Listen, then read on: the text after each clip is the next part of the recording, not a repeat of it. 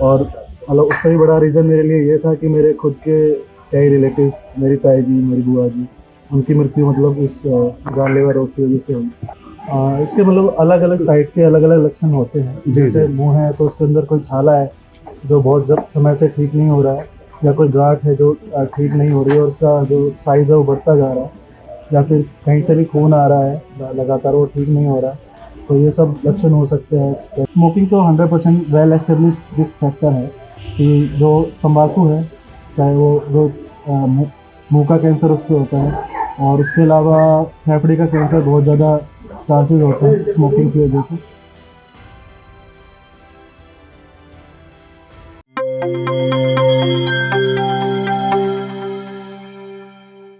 हमारे साथ मौजूद है डॉक्टर देवेंद्र बैसोया। और डॉक्टर देवेंद्र बैसोया की सबसे बड़ी उपलब्धि ये है, उन्हें अखिल भारतीय स्तर पर नीट की जो एसएस की सुपर स्पेशलिटी की जो परीक्षा होती है उसमें 26वीं रैंक इन्हें मिली है। मेडिकल ऑन्कोलॉजी यानी कैंसर की सुपर स्पेशलिटी की जो पढ़ाई है, डीएम यानी एमडी के बाद एमबीबीएस एमडी हो चुकी है इनकी, कैंसर विशेषज्ञ है। इसके बाद अब ये डीएम करेंगे यानी सुपर स्पेशलिस्ट की पढ़ाई होगी। 26वीं रैंक आई है, अखिल भारतीय स्तर पर बहुत बड़ी उपलब्धि है। और ससुराल में पहुंचे हैं तो ससुराल वालों ने इनका भव्य स्वागत किया है। रेवाड़ी इनकी ससुराल है, इनकी पत्नी भी डॉक्टर है, उनसे बाद में बात करेंगे। पहले डॉक्टर देवेंद्र से हम बात करेंगे। तो सबसे पहले तो डॉक्टर देवेंद्र अपने बारे में बताइए, कहाँ से शुरुआत, कहाँ से हुई मेडिकल की पढ़ाई की, एमबीबीएस कहाँ से हुई और एमडी कहाँ से हुई, और फिर पूरा ये बताइए। वैसे मैं फरीदाबाद के समापुर गांव से संबंध है मेरा। मैंने एमबीबीएस अपनी ये महर्षि मार्कंडेय यूनिवर्सिटी अम्बाला से पूरी की। उसके बाद जवाहरलाल नेहरू मेडिकल कॉलेज से मैंने अपनी एमडी करी है, रेडिएशन ऑन्कोलॉजी, अजमेर। जी, अजमेर से रेडिएशन ऑन्कोलॉजी। जी जी। उसके बाद अभी मेरी एमडी हुई थी इसी साल, और मैंने एग्ज़ाम दिया था 2025 में। उसका ये जो है परिणाम है जिसमें मेरी जो है अखिल भारतीय रैंक 26 आई है। तो डॉक्टर देवेंद्र, आपने कैंसर को जो है केंद्रित करके जो अपने जो विषय चुने हैं, एमडी जो किया आपने और अभी जो डीएम कर रहे हैं, इसके पीछे की वजह क्या चिंतन था कैंसर का सब्जेक्ट जो है वो चूज करने का? जी सर, एक तो अभी जो है कैंसर रोग है जो उसकी जो लोगों की इससे प्रभावित है उनकी संख्या बढ़ती जा रही है। और मतलब उससे भी बड़ा रीज़न मेरे लिए ये था कि मेरे खुद के कई रिलेटिव्स, मेरी ताई जी, मेरी बुआ जी, उनकी मृत्यु मतलब इस जानलेवा रोग की वजह से हुई। कुछ लोगों को जानकारी का अभाव है, स्पेशली जिस क्षेत्र से हम बिलोंग करते हैं। जी जी। लोगों को लगता है कि अगर कैंसर हो गया तो वो एक डेथ सेंटेंस हो गई है, जबकि वैसा नहीं है। ऐसा सिर्फ जानकारी के अभाव के कारण है। ज़्यादातर कैंसर को आज के डेट में स्पेशली अगर वो पहले ही अपनी जांचें करवा ले, और जब वो छोटा है, अर्ली स्टेज में अगर डॉक्टर के पास पहुंच जाए, तो ज़्यादातर कैंसर आज की डेट में ठीक किए जा सकते हैं। आप ऑन्कोलॉजी में पीजी तो कंप्लीट कर ही चुके हैं। सारे दर्शकों को सावधानी के तौर पर ये बताइए कि किसी आदमी को कब जांच के लिए डॉक्टर के पास चला जाना चाहिए, कब थोड़ा सा डाउट करना चाहिए कि फला जगह का कैंसर हो सकता है, मुंह का कैंसर हो सकता है, और आप ये भी बताइए कि ज्यादा कैंसर कहाँ के जो फाइंड आउट हो रहे हैं। इसके मतलब अलग अलग साइड के अलग अलग लक्षण होते हैं। जैसे मुंह है तो उसके अंदर कोई छाला है जो बहुत समय से ठीक नहीं हो रहा है, या कोई गांठ है जो ठीक नहीं हो रही है और उसका जो साइज़ है वो बढ़ता जा रहा है, या फिर कहीं से भी खून आ रहा है लगातार, वो ठीक नहीं हो रहा है। तो ये सब लक्षण हो सकते हैं कैंसर के। उस समय हमें ज़रूर जो है जांच करानी चाहिए। और अगर कैंसर सस्पिशियस है तो फिर टुकड़े की जांच होनी चाहिए।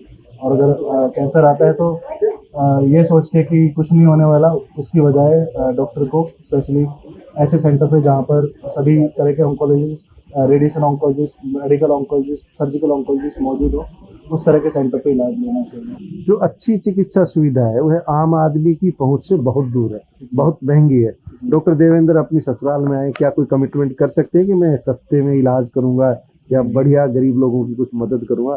कमिटमेंट आप रेवाड़ी में कर रहे हैं अपनी ससुराल से? जी, मैं अपनी तरफ से पूरी कोशिश करूंगा कि लोगों की पहुंच के अंदर कैंसर का इलाज, इस तरह की कोई चीज़ें हो सकती है। हालांकि कैंसर के लिए ऐसे सेटअप की ज़रूरत होती है, जैसे पैट सिटी हो गया, और रेडिएशन ऑन्कोलॉजी के लिए लीनियर एक्सीलरेटर हो गया। इनका सेटअप ही मतलब ये तो बड़ी महंगी मशीन, बहुत महंगी मशीनें होती हैं। इस वजह से कैंसर का इलाज महंगा हो जाता है। और बाकी कीमोथेरेपी, इम्यूनोथेरेपी, टारगेटेड थेरेपी, ये भी काफ़ी महंगी होती है उस वजह से, और कैंसर का इलाज थोड़ा महंगा रहता है। लेकिन अपनी तरफ से मैं किस तरीके से इसको लोगों की पहुँच में पहुंचाने का प्रयास कर सकता हूँ, मैं पूरा प्रयास करूँगा। हम एक सवाल करें कि कैंसर के कितने प्रतिशत रोगी ठीक हो जाते हैं, चाहे अलग अलग स्टेज कुछ भी हो जी। या किसी भी तरह का कैंसर हो, कैंसर नाम से हम अगर ये जाने कि कितने % लोग सही ठीक हो जाते हैं? ये डिपेंड करता है कि वो कैंसर किस जगह का है। अगर वो स्तन का कैंसर है तो उसमें डिपेंड करता है कि कौन सी स्टेज का है। अर्ली स्टेज में 80 से 90% जो लोग हैं वो जो औरतें हैं वो जो है पूरी ज़िंदगी अब जी सकते हैं। और जैसे हेड एंड नेक कैंसर हो गया, उसमें भी स्टेज पर ही डिपेंड करता है कि फर्स्ट स्टेज है तो 80 से 90%, चौथी स्टेज है तो 20% जी जी। के आसपास लोग जो है अपनी पूरी ज़िंदगी जी सकते हैं। ज़्यादातर ये जो डेटा है वो 5 साल का देखा जाता है कि 5 साल के बाद कितने लोग मतलब जीवित हैं। जी। तो उस बेसिस पे कहा जाता है कि अगर 5 साल से ज़्यादा जी गए तो ज़्यादातर लोग उसके लोग, क्योंकि ज़्यादातर कैंसर जो दोबारा आता है वो जी। 5 साल के अंदर आ जाता है। एक कारण जो है कैंसर का खान पान को लेकर के, रासायनिक खाद, कीटनाशक, मुझे नहीं पता, मैं सुनी सुनाई बात कह रहा हूँ, जी। आप इसके परफेक्ट जो पर्सन है आप बताएंगे क्या वजह है कैंसर जो हो रहा है ज्यादा, उसके पीछे की वजह क्या है? क्या खान पान भी इसकी एक वजह है? जी, खान पान भी वजह हो सकता है। हालांकि उसमें ज़्यादातर जो खान पान की चीज़ें अभी तक रिसर्च के आधार पर भी प्रमाणित नहीं है, लेकिन एक हाइपोथेसिस है कि ऐसा वो भी हो सकता है। स्मोकिंग तो 100% वेल एस्टेब्लिश्ड रिस्क फैक्टर है कि जो तंबाकू है, चाहे वो जो मुंह का कैंसर उससे होता है, और उसके अलावा फेफड़े का कैंसर बहुत ज़्यादा चांसेस होते हैं स्मोकिंग की वजह से। बाकी जगहों के कैंसर का भी रिस्क इससे बढ़ता है, लेकिन स्पेशली जो फेफड़े का कैंसर है, इसोफेगस यानी जो फूड पाइप है, तो वो जो खाने की नली है उसका कैंसर है, और जो मुंह का कैंसर है, इनके साथ तो बहुत ही ज़्यादा कनेक्शन है। बस एक टिप्पणी, ससुराल में भव्य स्वागत हुआ हमने देखा, इसे लेकर क्या कहेंगे? मैं बहुत बहुत धन्यवाद देना चाहूँगा, उन्होंने इतना बड़ा स्वागत किया। जी जी जी, थैंक यू। बता रहे हैं कि आने वाले समय में कैंसर को लेकर स्थिति और भयावह होने वाली है। जी, क्या पूरा लग रहा है? आप लोग तो लगातार रिसर्च करते रहते हैं, रिसर्च बेस्ड तो चीजें आप लोगों के पास आती हैं। जी। देखिए, अभी लगातार नई नई तकनीकें आ रही हैं, चाहे वो रेडिएशन थेरेपी है, चाहे वो सर्जिकल ऑन्कोलॉजी है या मेडिकल ऑन्कोलॉजी।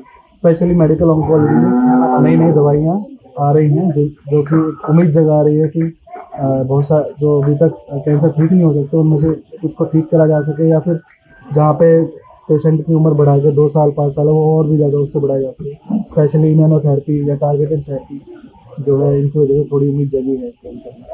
और कुछ कैंसर हैं जैसे टेस्टिकुलर कैंसर हो गया, तो वो ऐसे है कि अगर अर्ली स्टेज में आ जाए तो बचने की उम्मीद 100% के आसपास होती है, लेकिन शर्म के मारे कुछ जो पुरुष है वो पहुँचते नहीं दिखाने के लिए जब तक वो बहुत बड़ा नहीं होगा, फिर वो थोड़ा सा जो है उतने अच्छी आउटकम नहीं आ पाती। जी।